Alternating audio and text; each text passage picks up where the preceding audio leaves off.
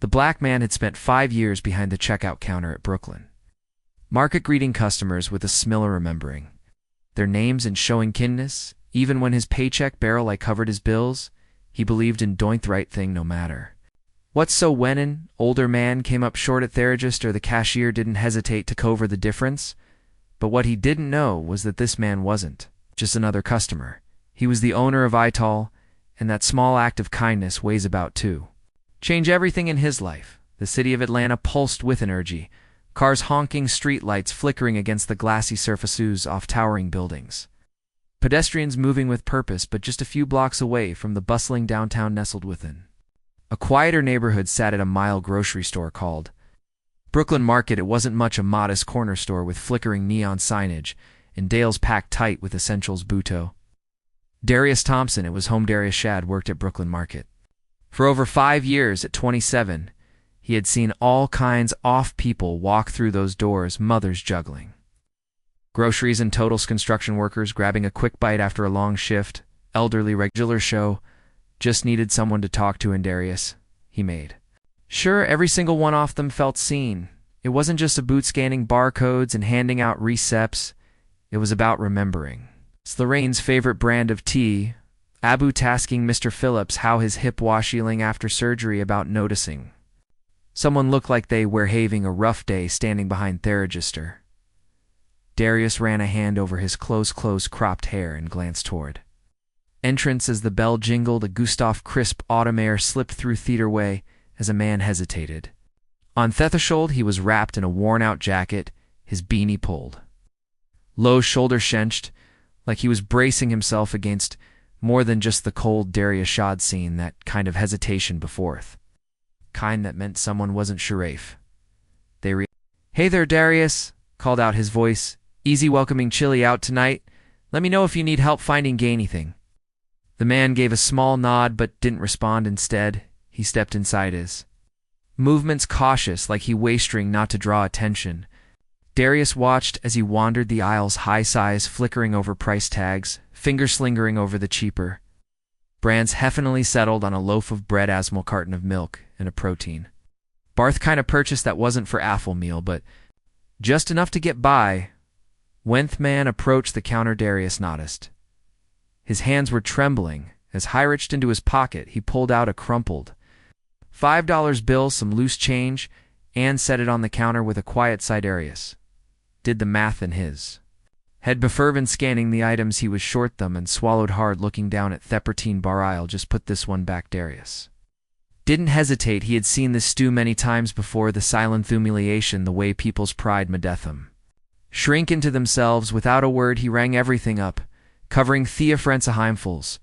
"Nah, don't worry about it," he said, sliding the bag toward the man with a neasy smile. "Oh, we all need a little extra sometimes for the first time since he walked in."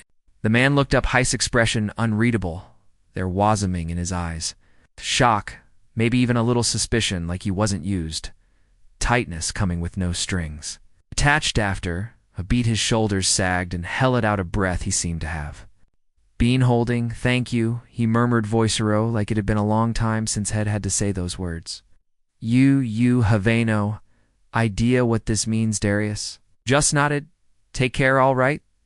The man clutched the bag close to his chest, as if it held something far more valuable than just groceries, and disappeared outdoor into the cold night. Darius didn't think about it much after that. It wasn't the first time he had helped Pedsamine out, and it wouldn't be the last. Oh, him. It was simple if you could make some means. Day a little easier, why wouldn't you? But what?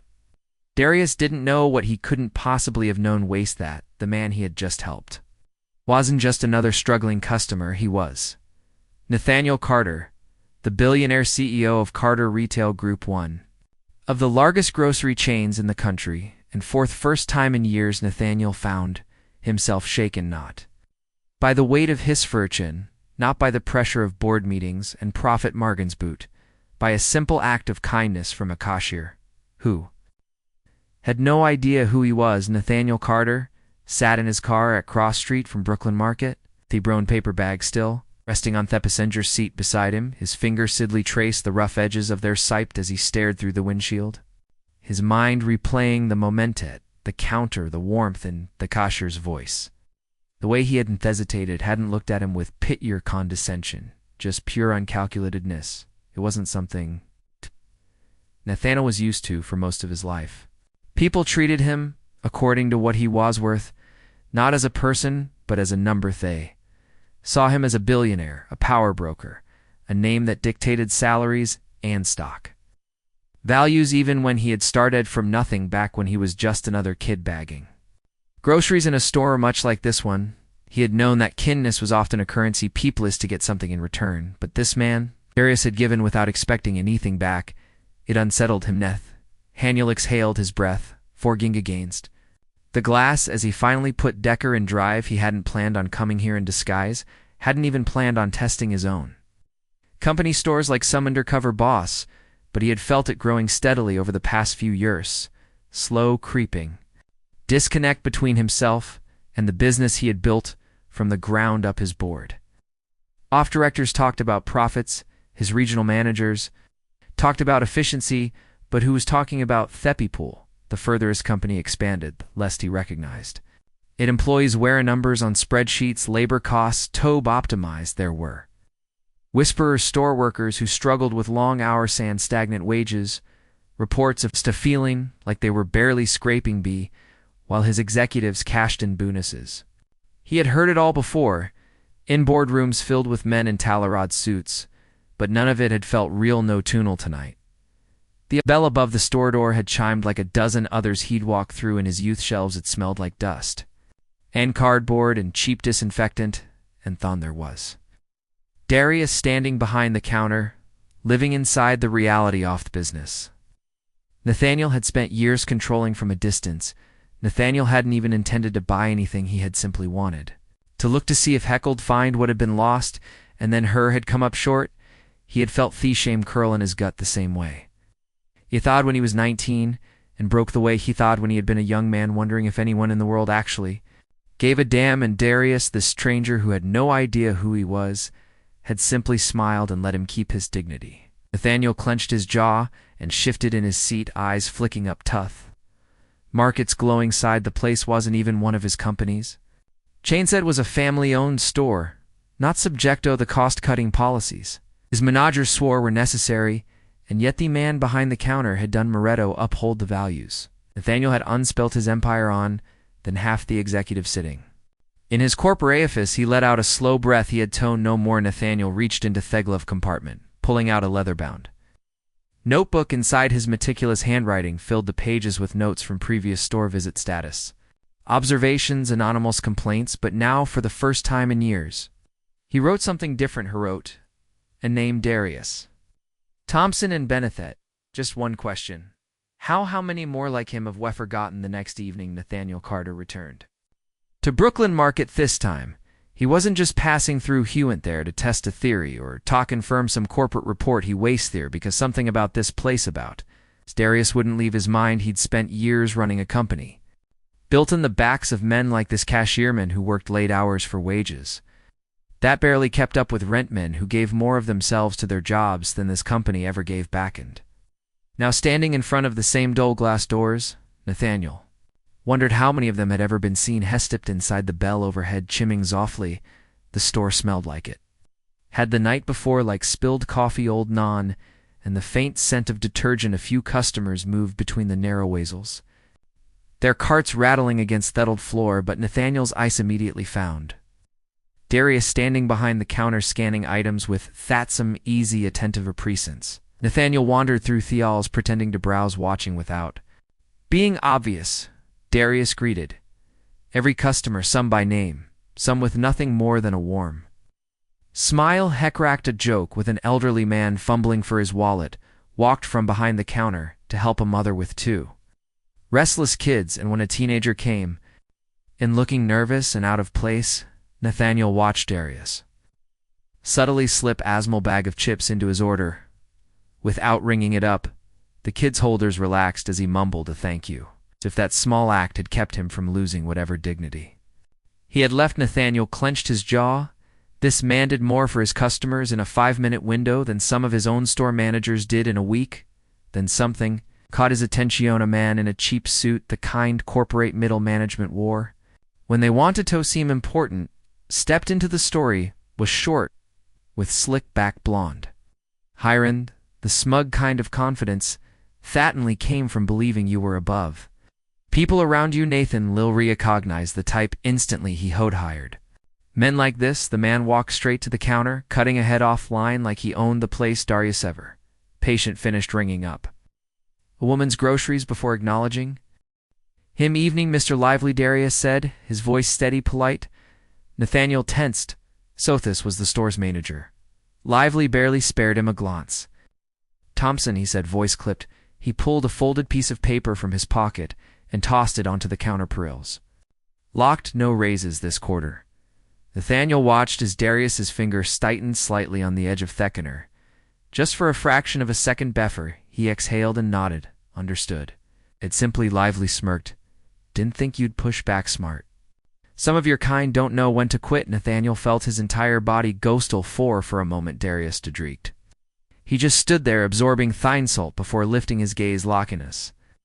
With the man who held the power over his paycheck, and then in that same steady voice he said, Is there anything's you need, sir?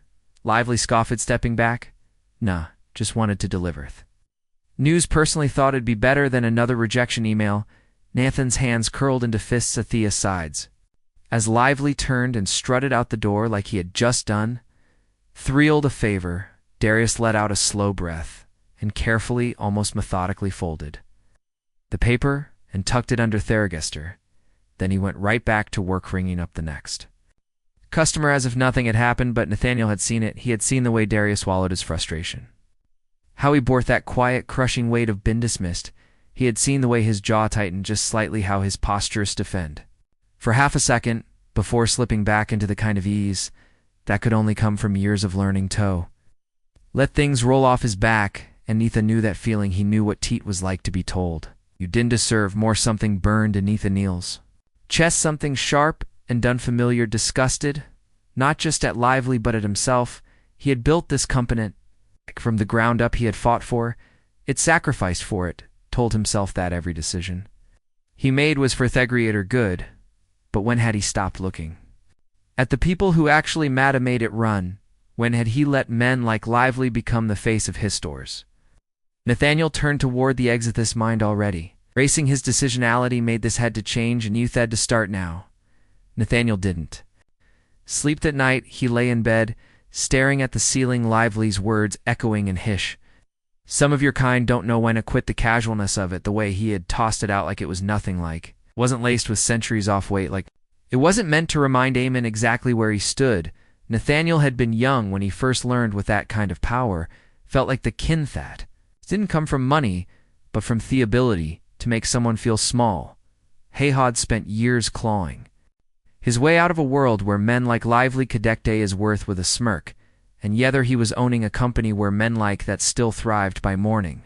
He had made his decision. He wasn't just going to fix this, he was going to burn it down. And build something better by noon? Nathan was in his office, staring down a conference table full of executives who looked at him the way men look at storms they don't know are coming. I want parallel reports from every store into region, he said, his voice calm. Clip at turnover rates, employee complaints. I want to see who's ended raises in the last 3 years. And Wall made those decisions. A beat of silence. Then some cleared their throat. Sir, if this is about. Nathaniel looked up, just one look, and the man shut his mouth. I wasn't finished, Nathaniel said coolly. I also want a full review of our regional management. If I find so much as one a policy that prioritizes profits over people, I will start firing from the top down. He watched the discomfort settle in through him like a thick fog. Some of them had gotten comfortable in their positions, used to the idea that Nathaniel Carter had become just another billionaire who didn't care a booth cracks in his empire. They had forgotten who built this. Nathaniel let him sit in their unease for a moment longer before pushing back from Theatable. You have 24 hours, he said, turning toward the door. Don't waste them, Hedden. Wait for a response. He had more important things to do by evening. He was standing outside Brooklyn Market again, watching Darius through the window. The man was still working, still smiling, still carrying the weight of something. Nathaniel. Had the power to change boat tonight. He wasn't just an Ather customer tonight, Nathaniel Carter washer. As the man who signed the checks and he was about to make things right, Nathaniel stepped inside Brooklyn Market, the familiar chime of the deer ball cutting. Through the low murmur, off customers moving between aisles, the store smelled the same clean. Little stale, a mix of cheap coffee and the citrus-scented disinfectant they used on floors, but tonight the air felt even charged with something unseen. Maybe it was just him, maybe it was through it. Of the decision he was about to make, the collision of two versions, of himself, the man who had once fought for his place in this world, and the man who had forgotten what that fight was. Fordera stood behind the counter scanning items with the same quiet focus Nathaniel had seen before. There was no hesitation in his movements, no trace of frustration from last night, but Nathaniel knew better. He had spent years perfecting that same mask, the kind that let you swallow injustice without choking on it. Nathaniel approached the register just as the last customer in line stepped away. Dadius looked up, his expression shifting, slightly not surprised this time, but recognition. He remembered Nathaniel. Back again? Dadius asked, his voice steady and readable. Nathaniel nodded. Yeah, figured I should pay for my groceries this times. A mething flickered across Darius's face. Amusement, maybe, or curiosity, but hadn't asked the question Nathaniel knew was hanging between them. Instead, Jess gestured to the counter, got something to check out. Nathaniel acknowledged, rolling his shoulders back. Not exactly. I'm here about something else. He pulled a business card from his coat pocket and set it on the counter between them. The embossed letters caught the dull overhead light. Darius glanced down and froze. His eyes moved slowly over Thenaeum's brows, pulling together as if his brain was trying to make sense of what he was seeing. When he finally looked up again, his expression had shifted, completely guarded now, sharper, like a man realizing he had been playing a game without knowing the rules. Nathaniel didn't give him time to speak. I should have introduced myself proper at first night, he said, his voice calm, deliberate.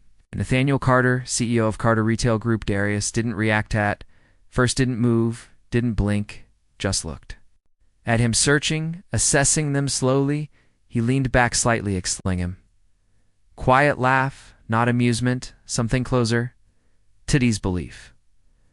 Well, Darius said finally, his voice low. Guess that explains a lot. Nathaniel on the counter, the way his shoulders squared just slightly.